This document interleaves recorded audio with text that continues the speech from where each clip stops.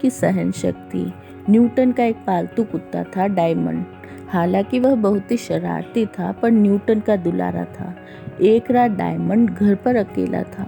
न जाने उससे क्या सूझी, अपने मालिक के स्टडी टेबल के पास पहुंच गया। बहुत देर तक उस टेबल के सामने रखी कुर्सी पर बैठा रहा। शायद वह एहसास करना चाहता था कि मालिक को इस कुर्सी पर बैठकर क्या आनंद मिलता है, तो वो 24 में से 18 घंटे इसी पर बैठे रहते हैं।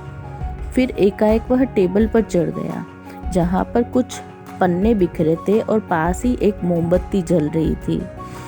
अचानक से डायमंड का पाँव मोमबत्ती को जा लगा और मोमबत्ती घेरते हुए कागजों ने आग पकड़ ली।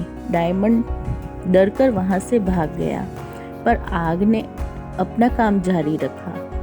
उसने टेबल पर पड़े सारे कागजों को जलाकर ही शांति ली।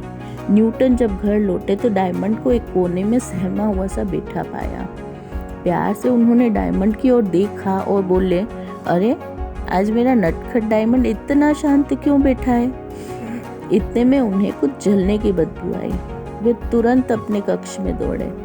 टेबल पर अपने रिसर्च के कागजों की जगह उसकी राख पड़ी थी। एक बारगी तो दिल धक से रह गया, मुंह से आवाज भी ना आई। दिल में ऐसा दर्द उठा जैसे दिल का दौरा ही पड़ गया हो। तभी उसकी नजर दरवाजे पर सहमे खड़े डायमंड पर पड़ी। उसकी आंखें माफी की तलब लिए थी।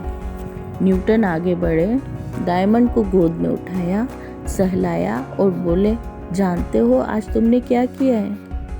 मैं वर्षों से इस रिसर्च को लिख रहा था, वह तुमने पलों में ही जला दी। मेरे इतने वर्षों की मेहनत स्वाहा कर दी।